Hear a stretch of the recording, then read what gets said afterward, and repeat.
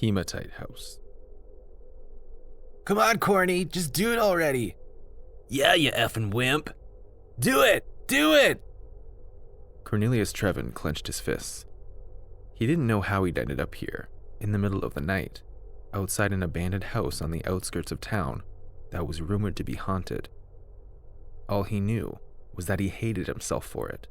He hated himself for being such a coward, so eager to impress people he didn't even like.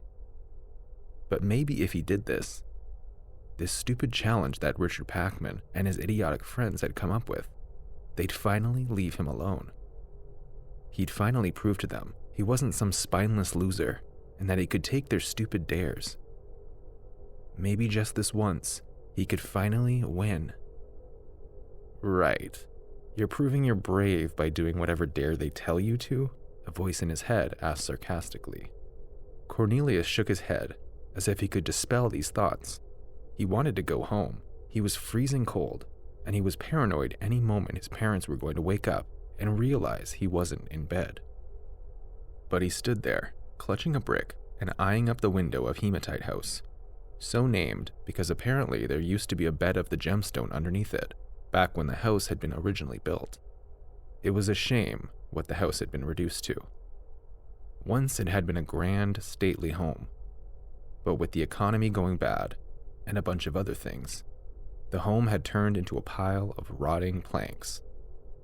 There was a rumor that the original owners were still in there, angry at their home being used as a den for drug addicts or bored teenagers. The ghosts were angry. If you don't throw that brick, Trevin, maybe we could throw you through the window, one of the boys from the street called. It might have been Richard. Yeah, hurry up, someone added. Cornelius sighed, but the sooner he got this over with, the sooner he could go home. He wrenched his arm back and threw the lump of brick, putting as much force into it as he could. Hours spent hunched over a computer didn't exactly equal decent upper body strength, but he wasn't that far away from the window, and he'd made sure to pick a rock he could reasonably lift. The choice paid off. The piece of brick shattered the old glass with a resounding crash, and he heard cheering from behind him. Now here came the hard part. He had to go inside and bring back proof he'd gone upstairs. Cornelius picked his way over the plants that had overrun the front garden of Hematite House, grimacing as he looked up at the window. It took him a couple of minutes to scramble up to the sill, and he cried out as a shard of glass sliced his palm. He toppled headfirst into the manor and landed with a thud, stirring up decades of dust with his landing. Cornelius sat up and looked around, heart hammering in his chest.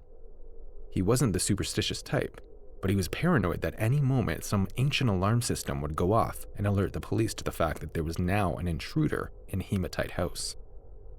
When no such alarm went off, he straightened up and turned the flashlight on his phone on, peering around the gloom. He was surprised there was still furniture in here, covered in white cloths like shrouds. He guessed some of it was just too heavy for any lone intruder to move by themselves. He heard a rattling noise and froze, but after a moment it stopped, and as he listened, he heard some sort of scuttling noise. "Just rats," he muttered to himself.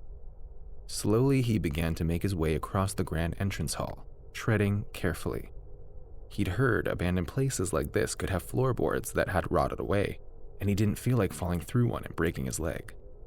The staircase looked like it was still in use, though the banister had long since collapsed. As Cornelius put his foot on the first step, he heard another sound. A piano? Cornelius thought in disbelief. It was a slow, mournful tune that nevertheless was captivating in how beautiful it was.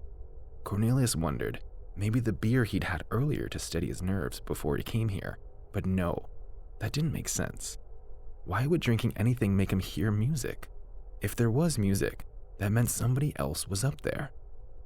Cornelius ascended the stairs, wincing as one creaked loudly.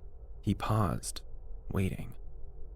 But the music didn't stop, and the person playing didn't seem to have heard him. He didn't know why that mattered, but if somebody was playing the piano up there, it was probably someone who belonged at Hematite House, more than a junkie or a random delinquent. As he trudged up the stairs, he passed by some old-looking paintings that looked like they might have been expensive ones. Now they were faded from neglect, but the people in the paintings were still clear enough that it seemed to him that they were watching his progress. It was creepy, and he forced himself not to look at them as he climbed. Almost there, Cornelius thought to himself as he finally reached the upstairs landing. Something brushed over his foot and he gasped, nearly toppling backwards down the stairs. He calmed down a bit when he realized it was a rat, but even a rat wasn't really a welcome sight. It regarded him for a moment with beady little eyes, before hurrying away again. He made a face. He'd have to put his clothes through the wash when he got home. He was sure the smell of decay was clinging to him by now. Adjusting his glasses, Cornelius could hear the music even more clearly up here. It was coming from the furthest room from the staircase. Slowly, his heart thumping in his chest, he moved down the corridor, listening to the song and trying to blot out all other noises. The squeaking and scurrying of rats, the wind blowing through holes in the walls, and the vague noises of the boys outside, waiting for him to come back with a prize. Slowly, Cornelius reached the door, his heart hammering in his chest. He didn't know why he wanted to see who was playing the song so badly. Surely anybody playing music in an old, abandoned house in the middle of the night was probably a bit of a weirdo, right? But what does that say about somebody who breaks into an old, abandoned house in the middle of the night? His little voice said. Cornelius was getting rather annoyed by that little voice. He pushed open the door. Seated with her back to him was a woman. She was dressed like a Victorian, in a fancy, expensive-looking white dress, her hair coiled in an elegant knot at the back of her neck. She was playing the song with a delicate, assured touch, pale fingers going back and forth over the keys. Something in Cornelius' chest clenched. His instincts were screaming at him to run, to get out of the house and never, ever look back, no matter what the bullies at school did to him. Sweat slicked his palms and his throat was dry. Yet he didn't run. He didn't move. He didn't think that he could. "Hello?" he whispered, but even such a quiet sound was loud in the room. The woman abruptly stopped playing. Her hands fell from the keys to hang limply at her sides.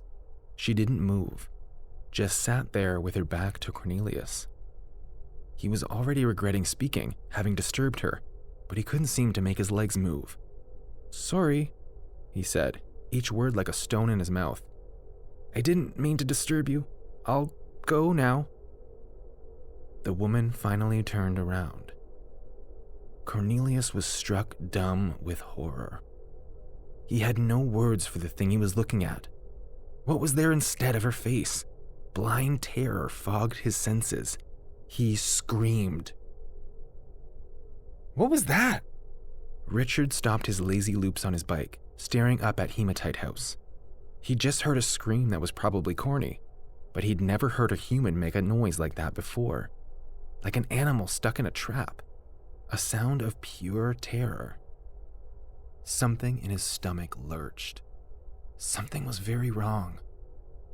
"Let's get out of here," Jason said beside him. Without a word, the three boys turned on their bikes and pedaled away into the night as fast as they could. Later, the boys told the police that yes, they had bullied Cornelius Trevin relentlessly for months, and yes, they had tricked him into going into Hematite House. But as to what happened to him after he went inside it, nobody knew. They never did find the body.